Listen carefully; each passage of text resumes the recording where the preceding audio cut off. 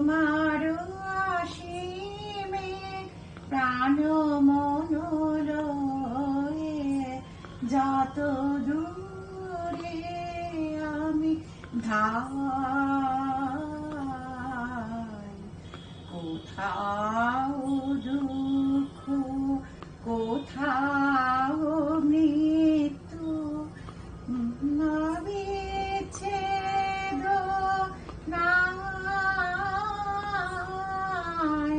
তোমার অসীমে প্রাণ মন রয়ে, যত দূরে আমি ধাই।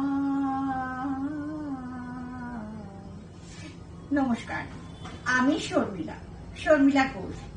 আজ আমি আপনাদের দেখাবো আলু পটল দিয়ে মাছ দিয়ে হালকা করে পাতলা ঝোল, এবং তার একটা ট্রিক্স আছে, সেটা শেষে বলবো, সেটা করে দেখাবো। আসুন তাহলে আমরা এবার মাছগুলোকে ভেজে নিই।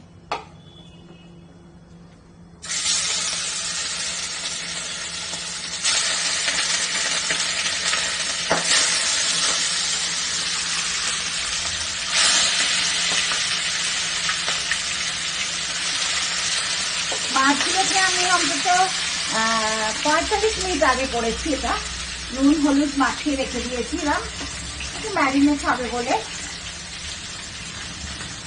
এবারে আমরা সমস্ত কাটাকুটি করছিলাম, আলু পটল এগুলো সব বাটা করছিলাম।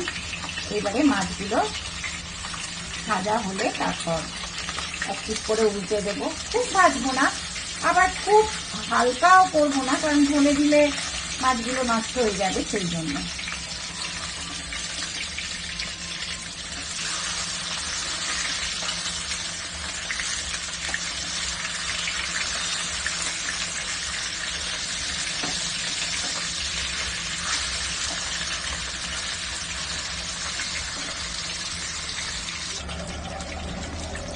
এই যে মাছগুলো আমার ভাজা হয়ে গেছে, এইটা আমি তুলে রাখি।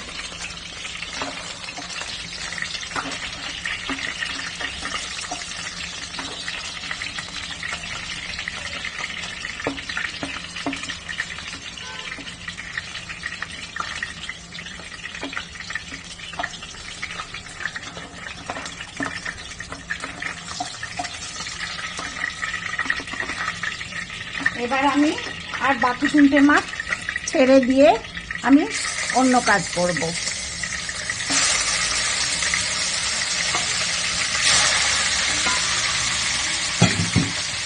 ভাজা হোক, আমি একটু অন্য কাজ করব।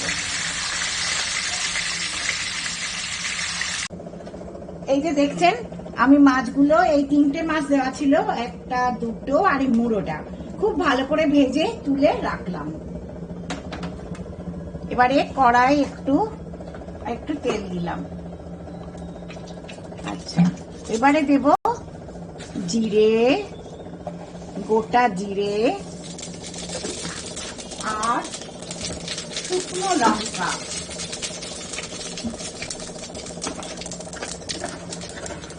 এই ফোড়ন দেবো। আর এটাতে আমি ভেজে রেখেছি জিরে, ধনে, গোটা জিরে আর কাঁচা লঙ্কা। এই মাছকে দিয়ে দিলাম।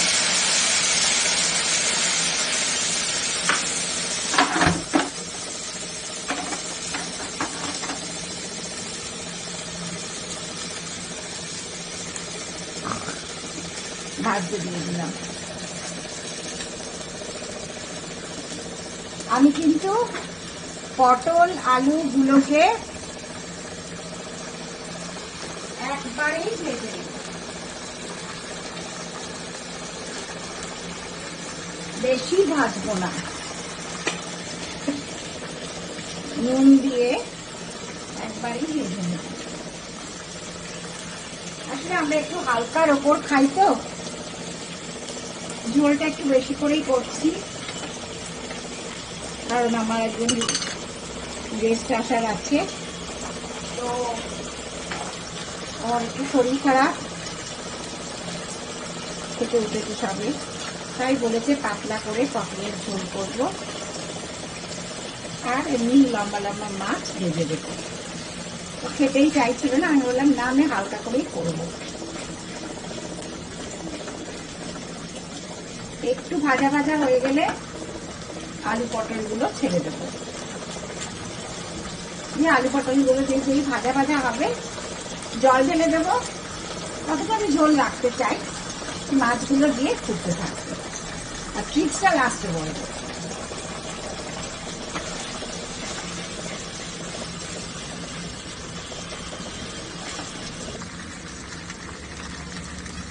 এবারে আমি এর মধ্যে নুন দেবো, এই হলুদ দেব,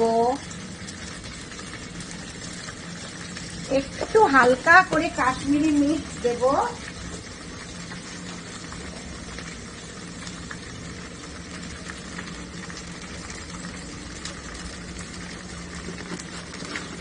আর এই আমি পটলগুলো, না আগে নুন দিয়েছি, পটলগুলোতে নুন দিয়েছি, এগুলো দিয়ে দিই।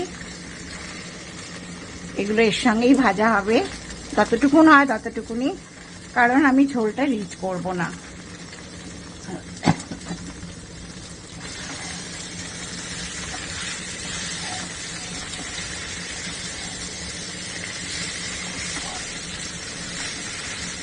একটু নাড়াচাড়া করে নিয়ে একটু পটলগুলো,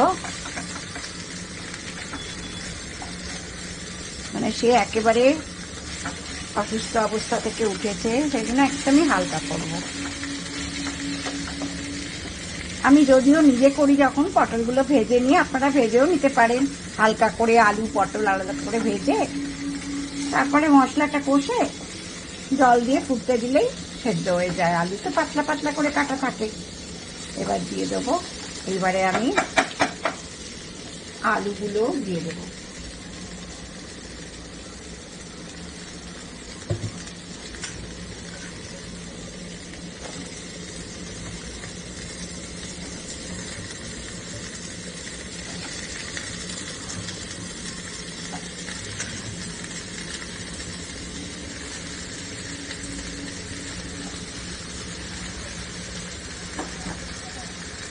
এবারে আমার আরেকটু তো নুন লাগবেই, সেজন্য আমি একটু দিয়েই দিলাম, কারণ ঝোল করবো তো জল দেব, আর একটু নুন লাগবে।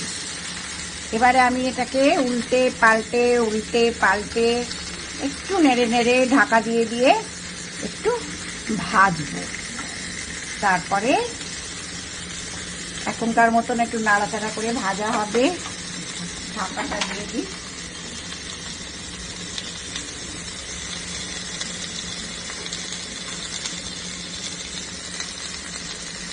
সুন্দর ভাজা হবে। এবার দেখুন কি সুন্দর আলু পটলগুলো ভাজা ভাজা হয়ে গেছে মশলার সঙ্গে। আর বেশি ভাজবো না, দরকার নেই আর ভাজা। এবার আমি জল ঢেলে দেব, আলু পটলগুলোকে সেদ্ধ হতে দেব। তারপর সেদ্ধ হলে তখন আমি মাছগুলো ছাড়বো। এখন আমি জল দিয়ে সমান সমান করে এই 15 মিনিট মতন এটা সেদ্ধ হতে লাগবে। 12 মিনিট মতো তো লাগবে। আমি মাঝে মাঝে খুলে এসে দেখে যাবো যে ঠিকঠাক আছে কিনা। তারপরে যখন ভালো করে সেদ্ধ হয়ে যাবে তখন মাছগুলো দেব। এখন এই পর্যন্তই থাক। এই যে দেখুন ঝোলটা ফুটে উঠেছিল, আমি এর মধ্যে মাছগুলো দিয়ে বেশ খানিকক্ষণ ফোটালাম। এবার যে আমি লাস্ট ট্রিক্সটা বলেছিলাম দেখাবো, যে এই পটলের ঝোলটা কি সুন্দর খেতে হয় তার কারণটা। এই পটলের ঝোলটাতে অ্যাকচুয়ালি তেলটা একটু গরম করে নিয়ে, আমি তড়কা প্যানটা এক্ষুনি খুঁজে পাচ্ছি না, যাই হোক তেলটা একটু গরম করে নিয়ে, একটু বেশি করে গরম হলে, হ্যাঁ একটু গরম হলে এখানে আমি একটু 5 ফোড়ন দিয়ে দেবো। এই 5 ফোড়নের গন্ধটা মানে কি বলবো, একদম একটা অন্য মাত্রা এনে দেবে ঝোলে, পটলের ঝোলে। মানে এটা আমি নিজে এক্সপেরিমেন্ট করে দেখেছি, শুনেছিলাম একজনের কাছে। তো তারপরে বেশ কিছুদিন বাদেই মনে হলো যে না, পটলের ঝোলটাকে একটু এনরিচ করা যায়। সেটা কিভাবে এনরিচ করব না, এই যে পাঁচ ফোড়নটার একটা যে সুন্দর গন্ধ বেরোচ্ছে, এইবার এই তরকাটা একটু হয়ে গেলে ভীষণ ভালো গন্ধ বেরোচ্ছে, আমি এটাকে ঢেলে দেবো, পুরোটাতে ঢেলে দেবো। বেশ টকবক করে ফুটছে। এই লাস্ট ট্রিক্সটার জন্য পটলের ঝোলটা আপনারা ট্রাই করে দেখবেন। যে পটলের ঝোল খাবে না সেও বলবে না আমাকে একটু খাও, পটলের ঝোল দাও। ভীষণ সুন্দর গন্ধ বেরোয়। আর আমার এটা মাছটাও অনেকক্ষণ ধরে ফুটছে। এটা দিয়ে আর বেশি কিছু করব না, একটা ঢাকা দিয়ে দেবো। এটা এরকম স্ট্যান্ডিং পজিশনে রেখে দেবো আর গ্যাসটা নিভিয়ে দেব। এইটা হচ্ছে আমার ভিডিওটা এবার শেষ হলো।